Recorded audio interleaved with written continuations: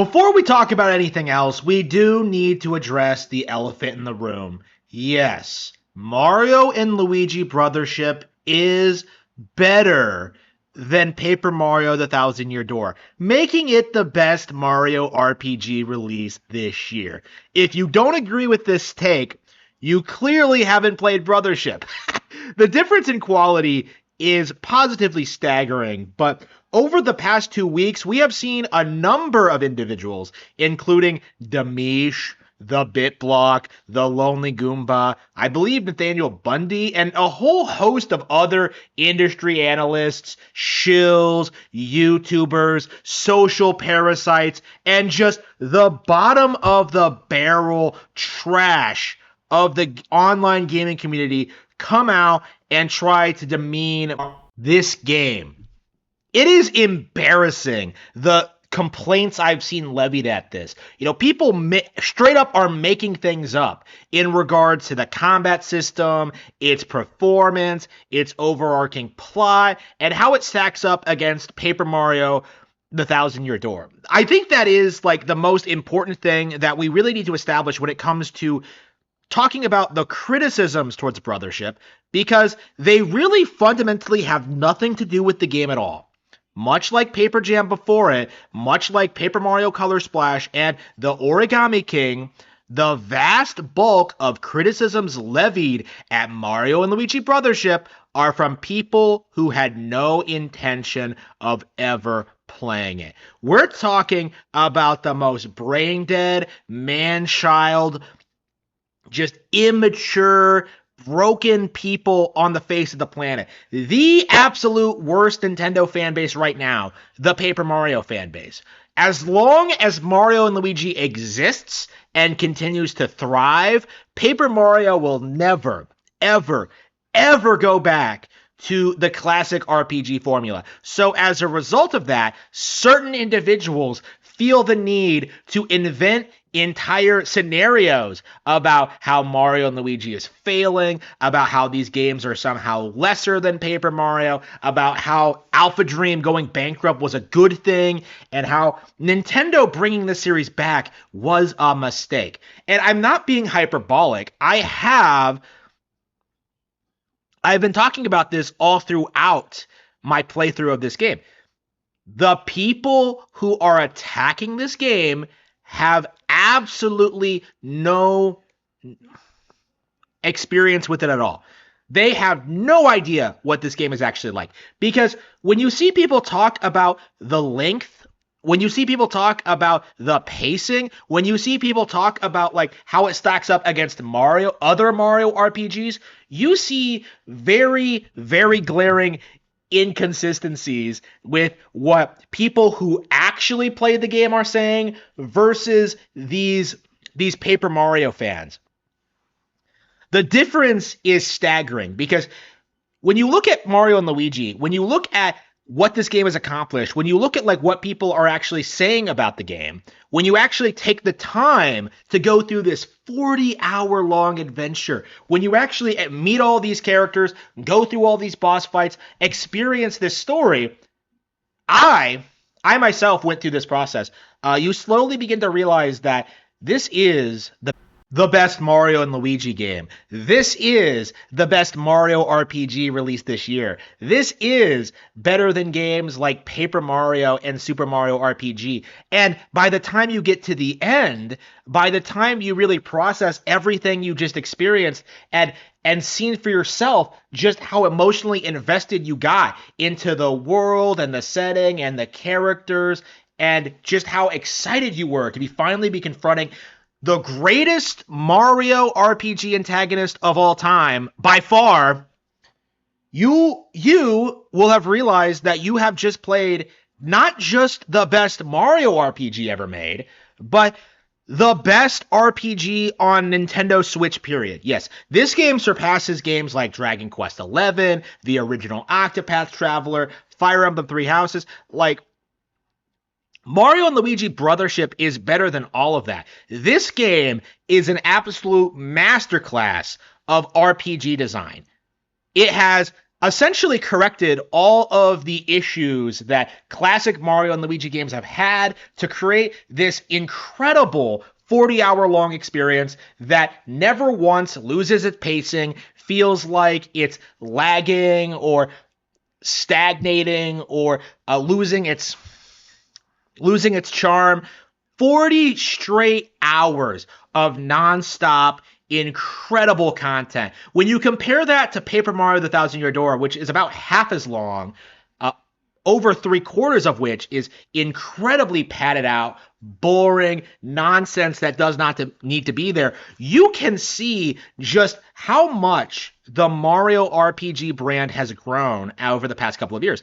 And I do think a big part of this is because of the very smart design decisions they made when designing this game. Specifically, how they decided to evolve the Mario and Luigi formula. For those of you who have played these games before, you may be surprised to see that there aren't nearly as many mini games, there aren't nearly as many tutorials. The game seems a lot more slow-paced. It feels a lot more character-focused. It feels like you're exploring a lot more environments. It feels like it's a lot more plot-focused. And these are issues that older Mario RPGs had. When you play something like Mario and Luigi Superstar Saga, you go to Stardust Fields, you go through the area, you beat the boss, and you move on to Hee Hee Valley, and then you really have no reason to return ever, right? When you really think about it, Superstar Saga and all of the other Mario RPGs, especially those in the Mario and Luigi line, their environments feel very stagnant. They feel very dead. They feel very like sterile. Like essentially you show up, you do the story bits, it's fun, it's engaging, it's interesting. And if you try to go back later, you find that essentially the characters are just standing around saying the same thing for eternity. Nothing changes. The environments don't feel lived in. They don't feel like anything's really happening for the most part. There are some exceptions, of course. Like, it feels very underwhelming compared to what you might be used to out of other RPGs, especially something like Harvest Moon, which has all these like great NPC interactions. Mario and Luigi Brothership fixes this issue. Because of the unique way in which the levels are laid out, you can go back and explore these towns again after you go through them. So the first time you go to an island and explore it and start like fighting the monsters, all of which are unique to each island, by the way, start fighting the monsters, resolving whatever problem the islanders have, you end up connecting the island to your ship, to your main primary hub, and the characters on that island end up being major characters going forward. So instead of what would traditionally happen in these games where a character would be introduced, they would have a lot of funny lines, you would really enjoy them, and then they were gone, you would never see them again, Brothership takes the time to really build up these individuals as these really well fleshed out characters with a lot of things going on. And I mean a lot. On this first island alone, Rumbla Island, you end up meeting the village's chief, right? A mother of two, Wilmer, who asks you to find her kids who are living on other islands. So you end up finding the kids, you reunite the family, and throughout the entire game, the characters help you, whether it's through resolving problems on other islands, building gear for you, being involved with other characters. All three of those characters introduced in this segment are major characters throughout. To the point where by the time you say your goodbyes at the end of the game, it honestly feels a little bit sad. And the thing is, this isn't an isolated incident. Every island is like this. Every time you go to an island, you find an incredibly fleshed out, unique ecosystem with its own unique culture and people living there and characters that you can meet and interact with. And all of those characters have overlapping arcs with other characters and unique roles and services to the plot. On one island, Merigo, you meet my favorite character, Techniki, who is an inventor. And you recruit her to help you get through a wall that you need to penetrate on another island. And not only does she do that, she ends up being a critical character in your future operations, and she contributes a lot to the cause, to the point where she kind of is the MVP of the plot. But the character is more than just a plot device. She has really deep-seated insecurities. She has a background. She has other characters she has a relationship with, right? She is an actual person. And I do think this is where Brothership excels far beyond any other Mario RPG. It feels more like a real role-playing game in which the characters you're interacting with, the characters you're meeting, the characters you're recruiting to your cause, they not only provide a really interesting story and lore bits, they end up helping you in their own unique way. When you rescue a couple of toads, for example, they uncover a way to help your ship move faster. When you connect an island to another island, like NPCs from that one will just wander onto your own. And sometimes they have like really interesting advice and stories for you. Sometimes they'll have side quests that build some of the arcs. Sometimes you'll meet family members of established characters, and other times you'll meet characters from the Mushroom Kingdom who just happen to be transported to this new world of Concordia around the same time you did. The game is just an amazing RPG. By far, I think, the most well-constructed out of any of the Switch library, because there fundamentally is no real flaw here. People love to say the game is too slow-paced. That's the major criticism I've been seeing. But what you have to understand about the slow pacing is that not only is it a bad thing, it works in the game's favor, because when you spend 40 hours going through these islands, meeting these characters, interacting with them, you end up getting real payoffs to their character arcs. And they're not just isolated instances. You see a lot of really crazy, unbelievable plot twists in this game, to the point where I honestly think this might be the best Mario story ever told. Like, it's shocking how invested I am in Connie trying to find her mentor, or Snoutlet's identity, or the individual fates of each island, right? Bowser Jr. makes a friend in this.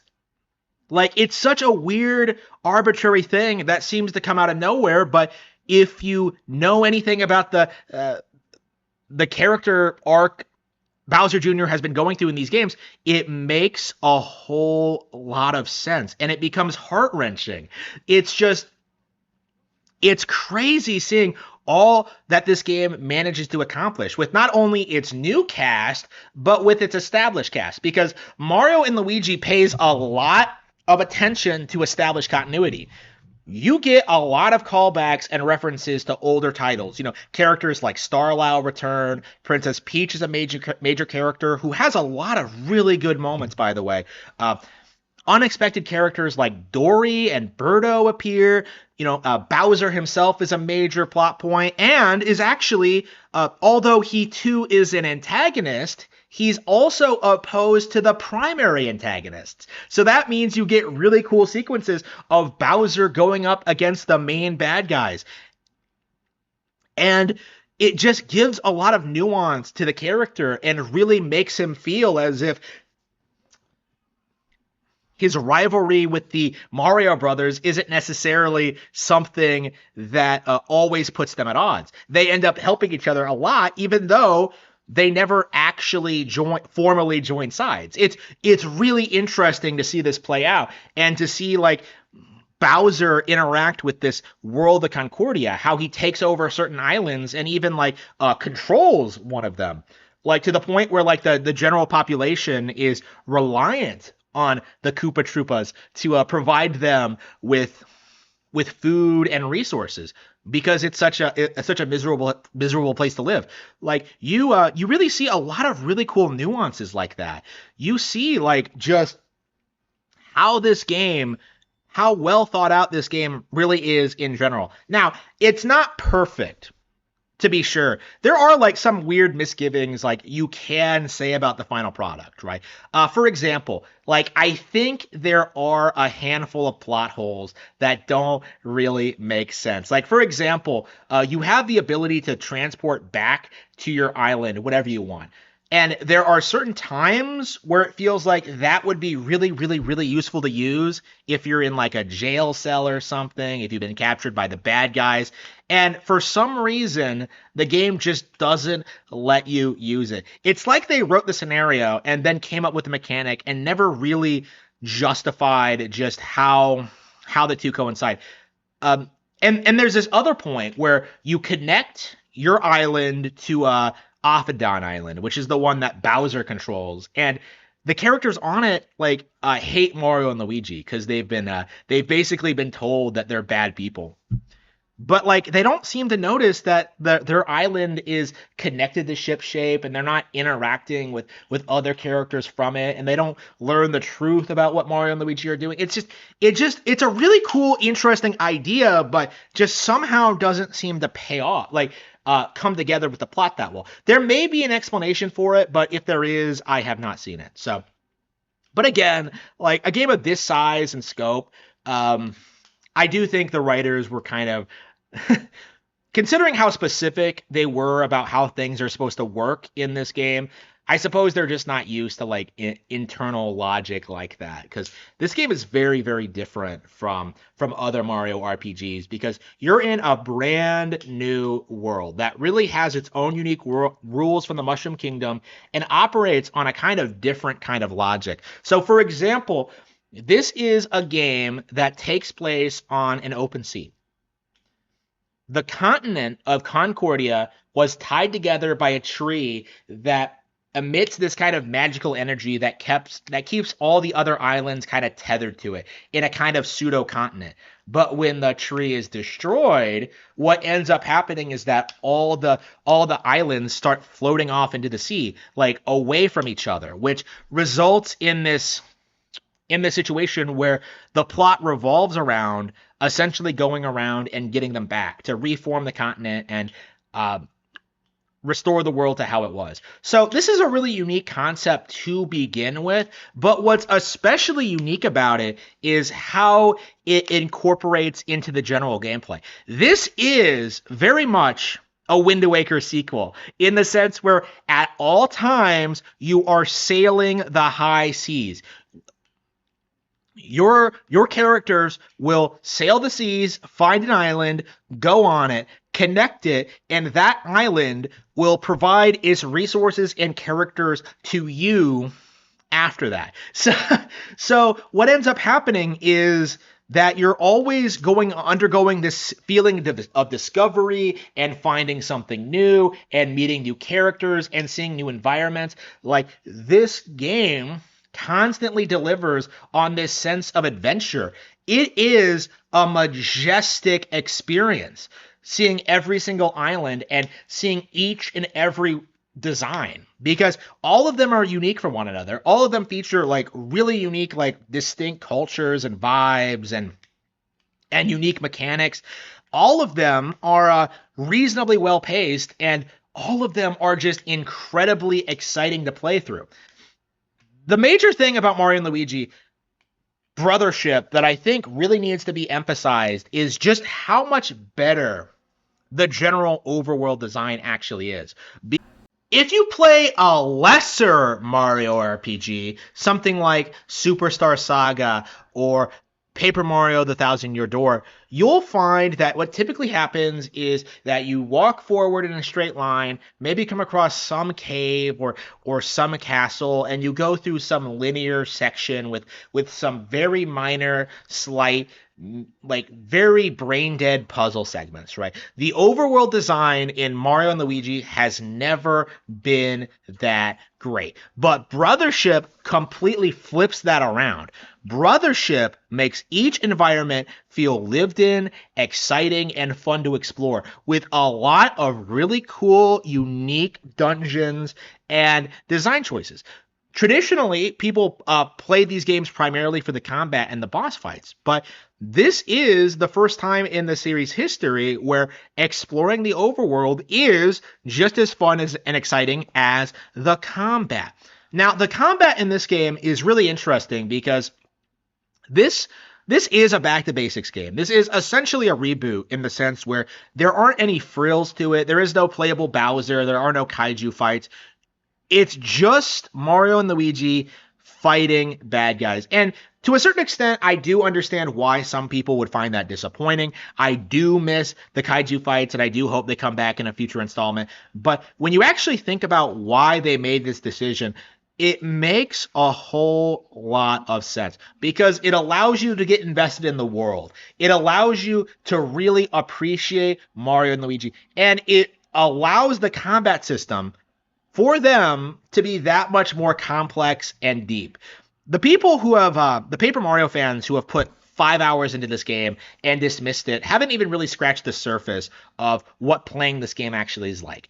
Because they haven't seen just all the enemy variety, all the great boss fights, the Luigi logic moments. They haven't seen all the bros moves, and they especially have not seen the unique battle plug system in which your characters can have wildly different properties to their moves depending on what you have equipped. It's an incredibly fun, engaging system that keeps evolving as you play, to the point where even at the end game, you're still unlocking brand new attacks and things to apply to your characters. It's so well thought out and exciting. I never got bored of combat scenarios in this game. Now, there is an argument to be had that this game does not have the all-time best boss fights in the Mario and Luigi series. I personally felt that the final boss to Superstar Saga is still one of my all-time favorites, and Dream Team in general had like just all these really creative uses of the 3DS unique technology. But all in all, like there's no denying that the boss fights in this game are really, really good, especially when it comes to their storytelling elements. Typically in these games, in the past, what would happen is that you would go through a story segment and then some boss would come at you out of nowhere and you would have to fight it, right? There was no build up, there was no lore, there was no explanation to it. In Mario and Luigi Brothership, because it's structured much more like a traditional RPG, you actually get real setups for your villains. You get actual motivations. You get actual character growth. You get actual evolution. And you get a really shocking resolution for the game's primary antagonist, who, as I've mentioned before, is probably the best antagonist in Mario and Luigi history. When I saw what his plan was, when I saw how horrifying it was, I was kind of shocked. It's kind of appalling what he wants to do. But that's what makes him a great villain. That's what makes this game so great, is that it really, really takes its time to build up its characters, to establish its unique location, and to establish like what's actually going on in the plot. Anybody who gave up on this game 5 hours in clearly did not have the patience for something like this. And I think that's the critical word here. Patience. When you see the people who rushed out their first impressions videos on day one without spending enough time with the game to really get a real feel for it, you see this general trend of acting as if 5 hours is enough time to properly evaluate a game like this. How exactly are you going to get a feel for the antagonist in this game in 5 hours? How exactly are you going to get a feel for the general design in 5 hours? It's been noted by a lot of commentators that 5 hours in, I don't even think you get to the end of the first sea, or you're just starting the second. Like, you barely even really scratch the surface of what this game does, and yet you're making all these nonsensical complaints about it, right? Like, where I'm sitting right now, having played the game for the past 2 weeks, this is one of the best games I've played this year, period. Like, it's really not even close in a lot of instances. And it's so shocking to me that so many people are rushing to the defense of IGN, of all corporations, just so they can keep up this narrative that Nintendo doesn't respect Paper Mario enough. Like, it's appalling, and I do think it needs to stop. It's So with that being said, do I recommend Mario and Luigi Brothership? Absolutely. Not only did I thoroughly enjoy the game, I am thrilled about the inevitable sequel, and I desperately, dearly hope that this game finds a very dedicated audience that understands what it's trying to do and just what makes it so spectacular. And from what I've seen online, it absolutely is. In spite of the complaints from a small fringe minority of 40-year-old boomers, Mario and Luigi Brothership is slowly getting a reputation for just having a really compelling gameplay style. It's getting a reputation for having a great antagonist and a great world to explore and just great exciting mechanics. And there are a lot of naysayers right now, but I really do think that this is going to be the beginning of the end of the 20-year-old narrative that Paper Mario: The Thousand-Year Door is one of the best Nintendo RPGs ever made. This is a game that really demonstrates all of Mario and Luigi's unique strengths while fixing all of the series' established weaknesses. This is a game that really showcases that Nintendo made the right call to focus on and develop this series further, because this game would not have been possible 20 years ago. This is a game that really shows just how much things have evolved and grown since the Game Boy Advance days. And I think it's worth noting that this is a game that clearly was built on a bit of a budget, right? This is not like some big AAA game. This is a game that still retains the top-down view and traditional perspective of previous Mario and Luigi games. And I think a lot of people are bummed out about that, but this is the kind of thing we should be supporting.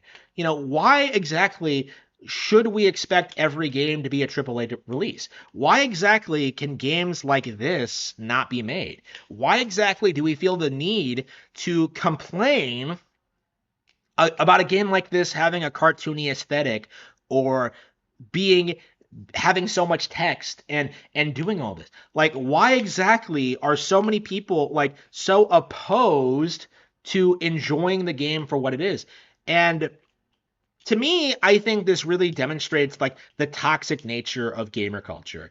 To me, the fact that fans are so thoroughly over the moon about this game, while everybody outside of the community is coping and seething about it, it really just goes to show you just how miserable these people actually are, right? It really needs to be understood, in 2024, that not only is the Switch still doing well, it's straight up dominating, because this is the best RPG this year on any platform.